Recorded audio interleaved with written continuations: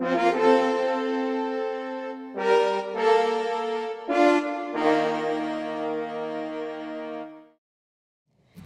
I'm Becky Cramblit. Coming up next on InLife, Stories from Western Illinois, we'll take you to the Quincy Art Center for a look at a few pieces of art done by area artists as part of the Mary S. Oakley exhibit.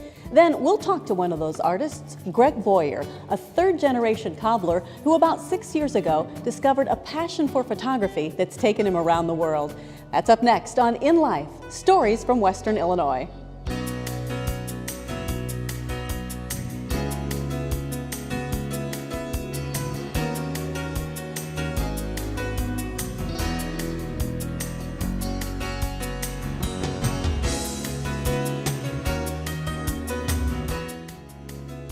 This program is brought to you in part by the Corporation for Public Broadcasting and through the financial support of viewers like you.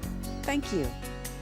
Funding for art segments on InLife is provided by the Illinois Arts Council, a state agency.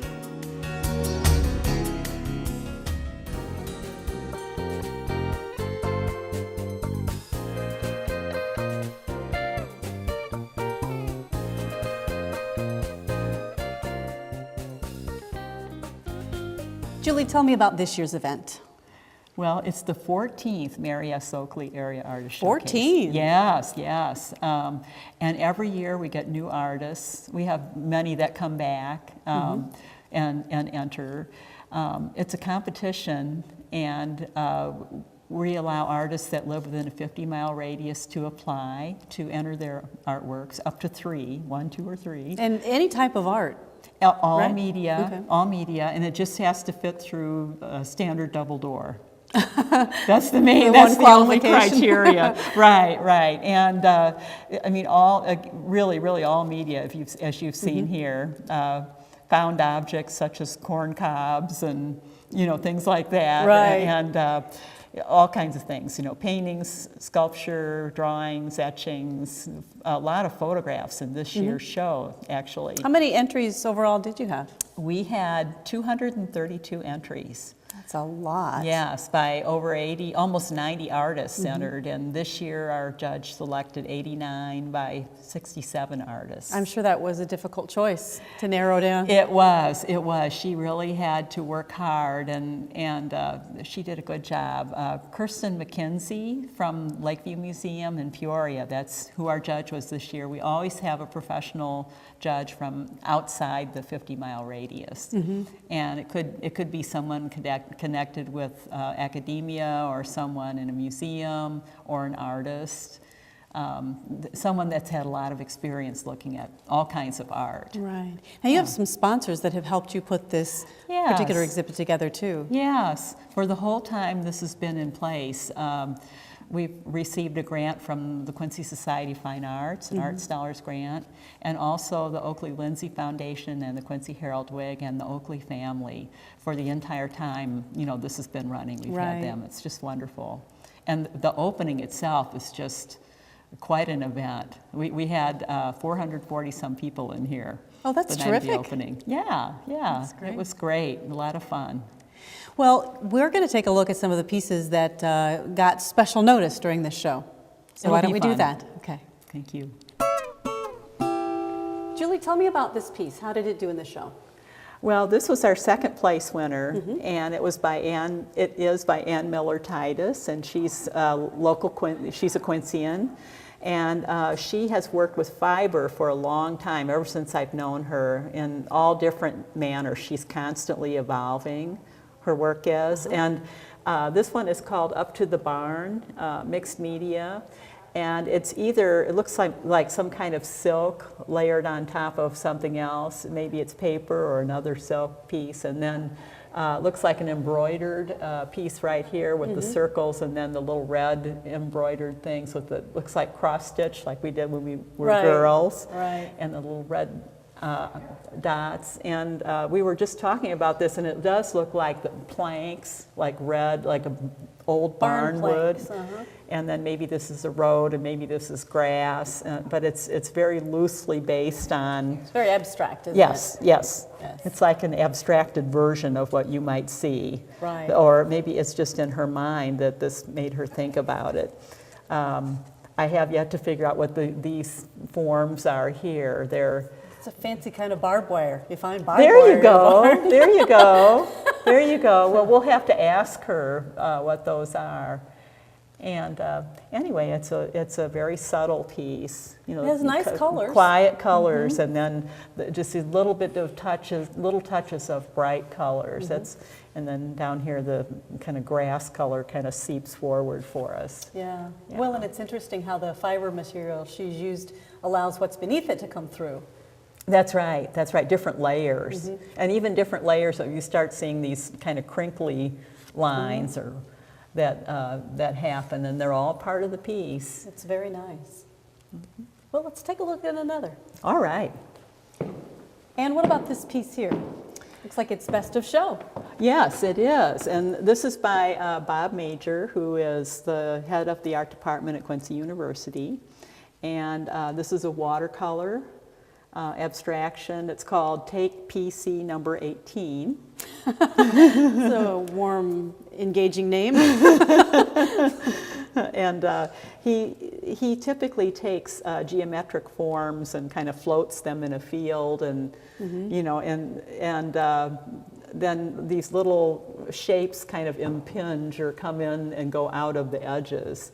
In art school, we were always taught that if you do that, then it looks like you're looking at something infinite, that it just keeps going, you know, outside the picture frame, picture space. And then he was speaking of infinity. There's an infinity sign. And just the other day, we had a group of children in here for a tour, and I asked them, you know, what did they see? And one of the first things was a basketball court. Now, had you seen that before they mentioned it? Yes. You yes, noticed but that too? it's partly because that looks like a wood floor, Sure. or the color is like a wood floor, and then this sort of all echoes the it over circular here. shapes going on. Yeah, little teeny ones. Yeah, the more you look at it, the more you see. But you know, they saw other things in there too. These kind of remind me of military ribbons. Oh yeah. You know, like a general might have. Sure. It has an interesting combination of warm and cool colors, doesn't it? That's right. That's right. That's kind of, and it's also kind of a push and pull. The warm are supposed to come forward, and the cool are supposed to recede, and it really does happen here. You know, everything's floating on that pale blue. That's, This is the second piece we've looked at that is also abstract art. Is there a bit of a pattern there? it sure, well, and when we see the third one, you'll see that too, that our judge selected abstract works for the top awards. It was very interesting. Right. Do you have any reasoning for that, or is it just the way it was just happens her. sometimes? I wasn't even in the room, so You're not supposed to be, are you? no, no. So I'm not sure, you know, how that all happened, but they were her selections. All right. Well, Julie, this piece received the Merit Award, and it's interesting to me because it seems to combine art and technology into something that may be a little bit new to this kind of an exhibition. That's right. That's right. It was kind of exciting for us to have this entered and then chosen to be in the exhibit. Jody talked with me a little bit, and he said he made over 150 screens, and then in whatever process, put them on here, and then they're changing and kind of melding into each other. So it looks like it's starting over. Yes, there we go. It starts out with a kind of gray, with the grays, and then the colors come in, and again, it's an abstract work. It is. You're right. It's another abstract work. Our artist, or our judge, really went for pieces that are abstract. So you could think about pipes, you know, something architectural maybe going on here. Do you think that you will be seeing more of this type of work? Oh, absolutely, absolutely. We got a lot of digitally manipulated photographs this year. So, I mean, and it's moving towards more computer work, I believe. I mean, in the exhibitions too, when you read about what's going on out in the art world, kinetic sculptures, things that are made to work by computers. The artist just manipulates part of it, and then the computer, you know, tells the computer what to do. Interesting. Whole nother world of art, isn't it?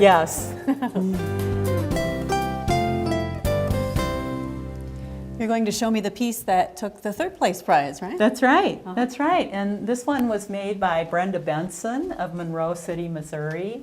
She happens to be a recently retired high school art teacher. And she used to bring in lots of high school art for our high school competition. So it was really fun to see her win a prize. Oh, yeah. Yeah, she's one of our favorites. She's a nice woman. Now, how did she do this? Well, those are all kind of like origami, it looks like, or maybe she makes little squares and cuts them out individually and then puts them all together. Maybe that's how it's done. I bet that's tedious. Oh, it looks like a lot of work, doesn't it? Yes. And the judge pointed out to me after she'd selected her award winners that she really liked how the artist put little things at the apex, or where the little images, like a little ladder over here and a little snowflake there, sort of where these probably to help hold the whole thing together.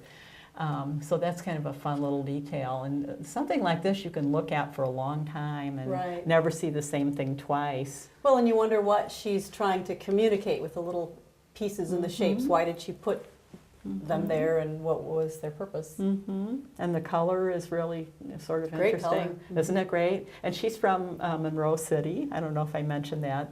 She has been a longtime Art Center supporter. So we were very pleased that she won this award. So you've seen this show grow over the 14 years. Oh yes, yes. A lot more artists are entering, and when new people come into town, even the very day after it's been judged, we get phone calls from people saying, you know, how do you get into that? So we take their name and address, and we put it into our database, and next year they will receive a prospectus and can enter. So it's a new way to introduce artists to the community.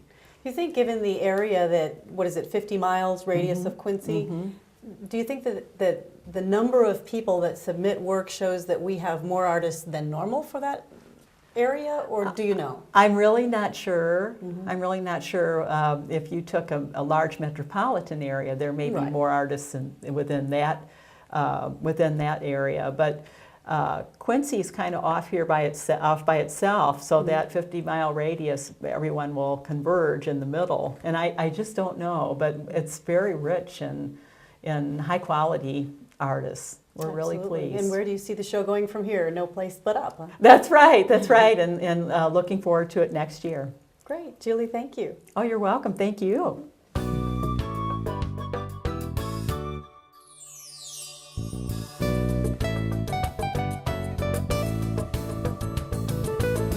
We just came from the Mary S. Oakley exhibit at the Quincy Art Center, where one of the artists, Gregg Boyer, has a couple of pieces on display. So we're here to talk with Gregg about his passion for photography. Gregg, tell me about the pieces that you have currently on display at the Quincy Art Center. One of the pieces is a picture of two little Kosovo girls that are gypsies. They were street wanderers, and it's just the most beautiful eyes. I've never seen such beautiful eyes. I don't have that picture right here, but the other picture there is this picture here, some locals that were sitting in a school that we had built in, I work with Service International. We travel around the country, around the world, working on service projects. And this is in Kosovo. We've had a big presence there. We've done a lot of work there. We've actually built this school. And when I took this picture, I swung around and saw these guys sitting underneath this, and I saw that the men above them were guys who died in the war trying to liberate Kosovo. And just recently, Kosovo has been declared independence, that's the word I'm looking for. And so these guys came to life for me in the pictures because these guys underneath it. So in the picture I tried to Photoshop this and make it look like that and bring those guys to life, how important this picture was. So. It's a very unique picture, and there are photographs everywhere. You've been pretty much all over the world. I've literally traveled all around the world. How did you get started in this? It started really 6 years ago when I took this picture.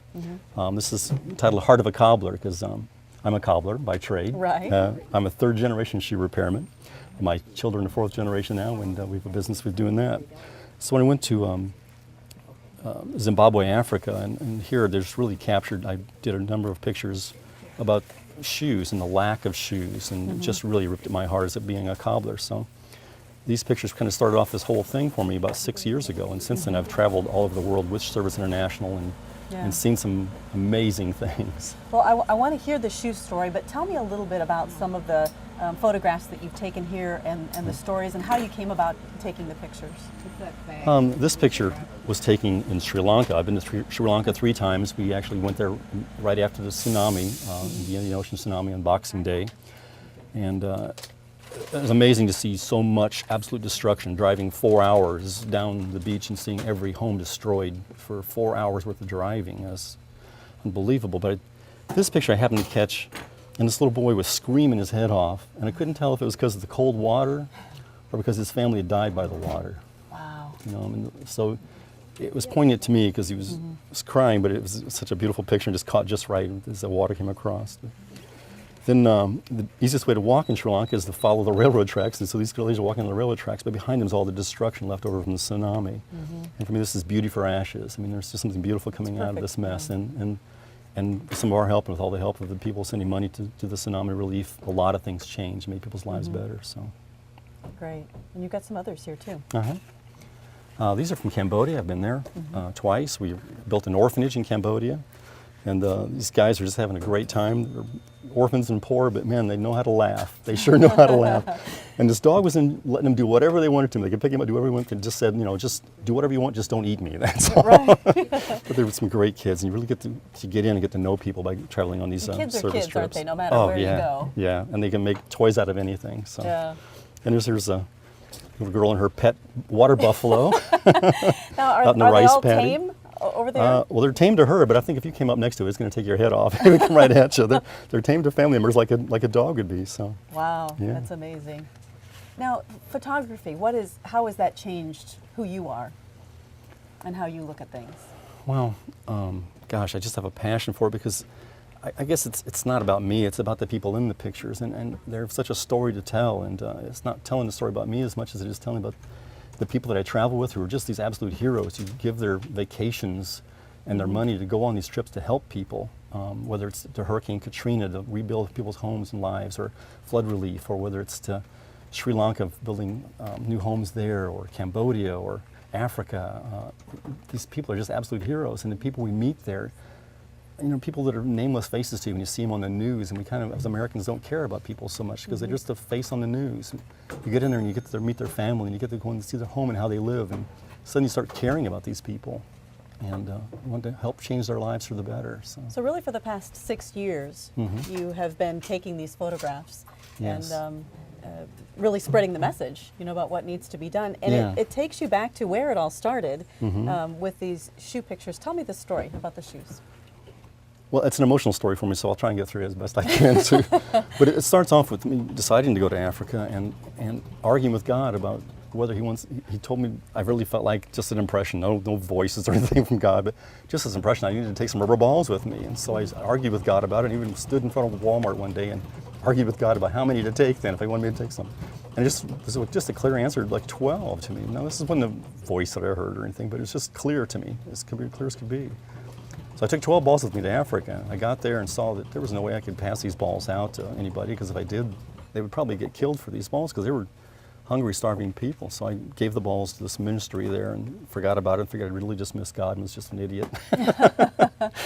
And a few days later, we went to this village where this picture was taken at called Mari Mari, where these homeless people had been moved to, and this ministry, Compassion Ministries, had set up new homes for them there and taught them how to grow crops and stuff and fend for themselves.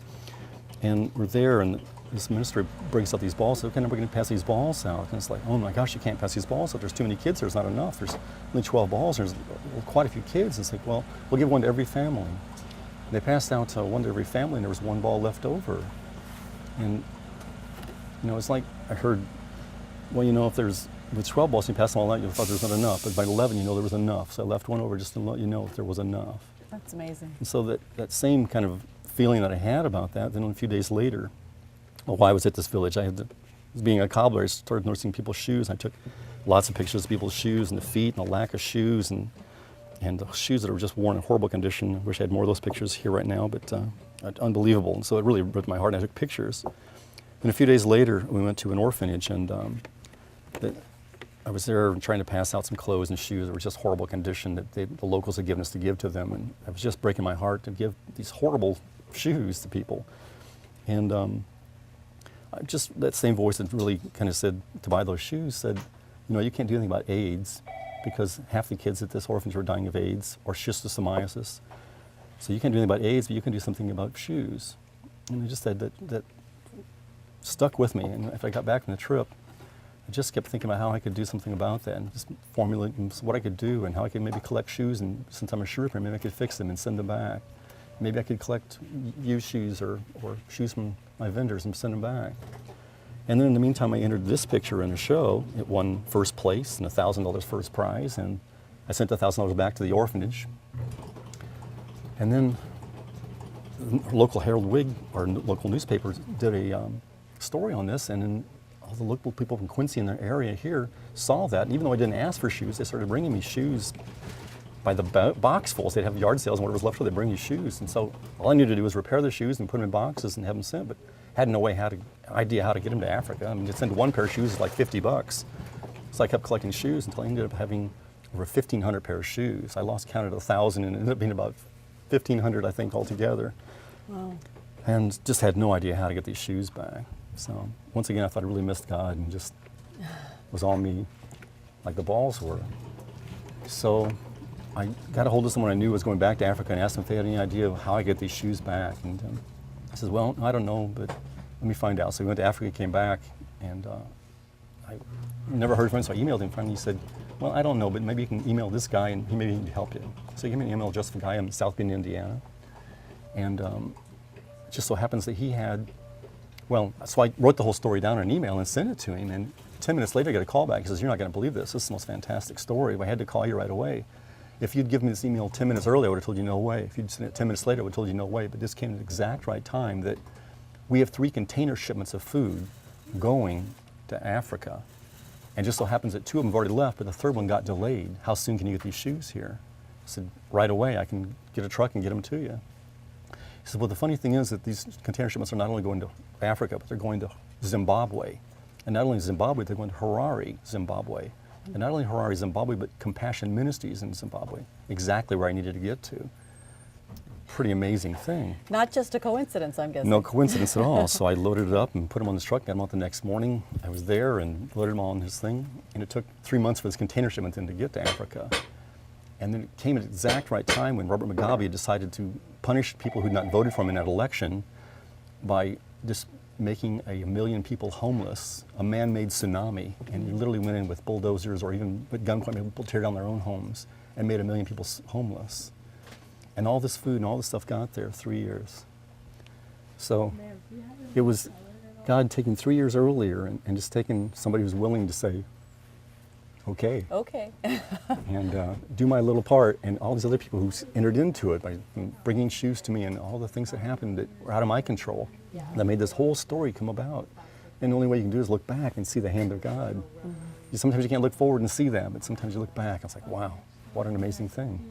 Now, have you been able to go back and see some of these shoes on the feet of? No, I did get pictures back from them there that I've seen of that, but Zimbabwe's become really, really bad since that time. That was 6 years ago, and it's gotten even worse. I mean, things are really bad, and an outbreak of cholera and stuff now, and AIDS has gotten worse than what it was then, and I really have a heart to go back.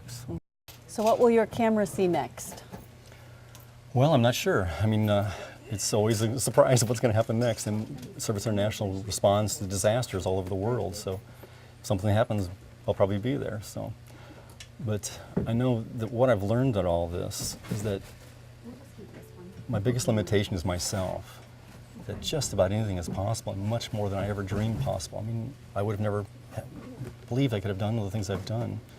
Whether my camera could take pictures of things that I've seen. And if I would limit myself and said, no, I can't go, I wouldn't have done all the things I've done. But it's just saying, okay, you know, and still even with butterflies in your stomach and being scared to go or whatever, you go. And God takes care of you. And you know, and you go and you give help to people and give hope. And it's just really a nice gift to give. But I've always found too that you can't just go and give money or go and give food. You know, but if you go and give Jesus, you're giving something more. And if I don't go and tell them about Jesus too, that I'm not neglecting my task and what I'm doing also. That is the heart of a cobbler, isn't it? That's the heart of a cobbler, yeah.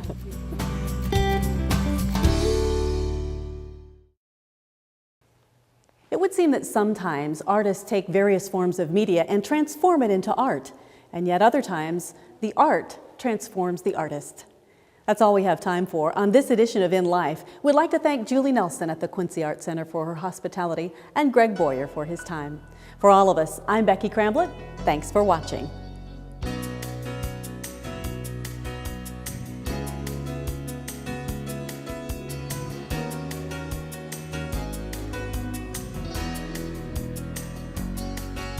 If you have questions or comments, email us at inlife@WSEC.TV.